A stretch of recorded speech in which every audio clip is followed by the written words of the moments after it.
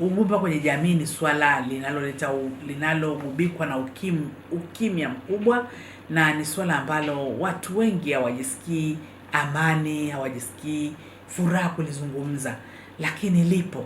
Swala la ugumba lipo na tumeliona kuanzia enzi za nyuma, ingaje kwa wakati wa nyuma, enzi za mababu zetu, mabibi zetu, wakati mimi nakuwa, ilikuwa sio jambo kubwa sana kama ilivyo sasa hivi, lakini ugumba upo. Kuna mama anazaliwa, baba anaoa, au kijana anazaliwa mpaka anafikia umri wa uzee hajapata mtoto, na sasa hivi wimbi hili limeongezeka sana.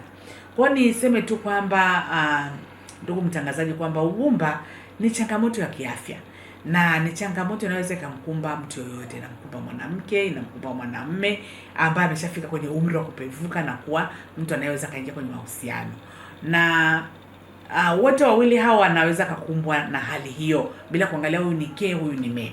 Na hili linakuwa ni swala ambalo pia linaleta tafrani kubwa sana katika mahusiano, na mara nyingi linagusa sana wanawake, na hasa wanawake walio kwenye mahusiano ya kindoa.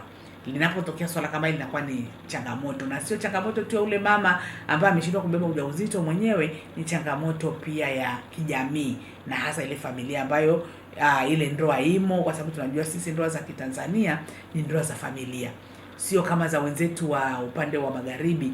Ukioa wewe na mke wako mmemaliza. Huku kwetu wewe kijana au dada ukiolewa, ukumbuke kuna shangazi, kuna mama mdogo, kuna binamu, kuna mjomba, hiyo network yote hiyo inakubeba kwamba hii ndoa ni ya kwetu.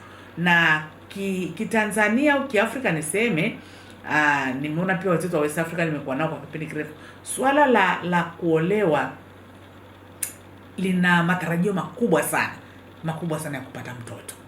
Tofauti na wenzetu, swala la kuolewa ni swala la kuolewa na kuwa ni swala la furaha na kukaa pamoja.